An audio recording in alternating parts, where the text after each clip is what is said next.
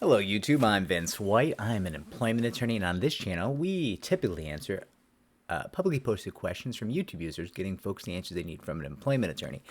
But today we are extending our playlist, our podcast, on how to approach an employment attorney. And it's gonna sound a bit silly, but I think it bears saying. Don't have a ridiculous email when you approach your employment attorney. And further, I'll go a step further. Don't have a ridiculous email when you're interacting with your employer, because that email will then later show up in all the documents and all the evidence on your case, which sucks. I'll give you a couple examples. I'm going to keep this video very short. None of these are actual emails. They're just very close to actual emails that I've had to deal with in my career. Always late, in great at, I'm just going to say everything like at gmail.com. Yeah, always late, in great at gmail.com.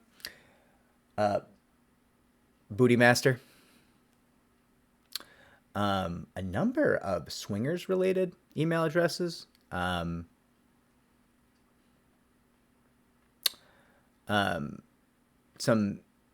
sexual words with powerful attached to them. It's actually a theme. It's come up a couple times. I believe weed bong 420. Something akin to that. At gmail.com. These are not great. They can be even worse, right? If your email is always late ingrate at gmail.com. I think I told a story recently about somebody who had an email. It was basically their email was taunting their boss for how they were getting away with being late all the time. That's not a great look for your case in a variety of ways. If your email is like lickmybooty at gmail.com and you're like, well, but he kept asking me out. Listen, you're not asking for it. That's still a claim. I am by no means saying that your email makes what he did okay. I am saying it's not ideal.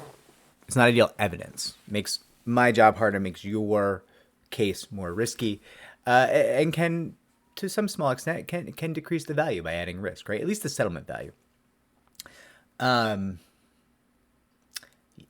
Sometimes people have hateful emails.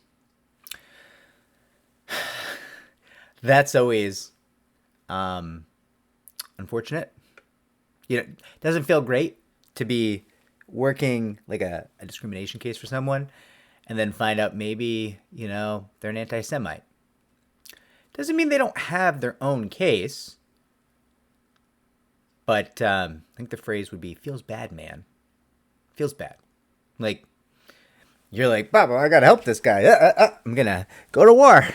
And then it's just like some horrible email about like gas chambers. And you're just like, what? What is wrong with you? Like, now you're retained. I gotta help you. Like, what the hell, man? And that happens. It happens. A variety of cultures. You see those emails, kind of hate-filled emails aimed at a variety of cultures, and women, frankly, and other protected classes. Let's not be exclusionary. Plenty of hate to go around. These are all really unfortunate emails. They're really bad for your case. They're bad for you.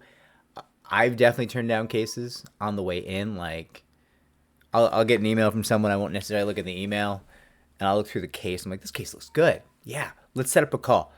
And people I work with will be like, did you happen to check that email address? Like, what? What are you talking about? Oh.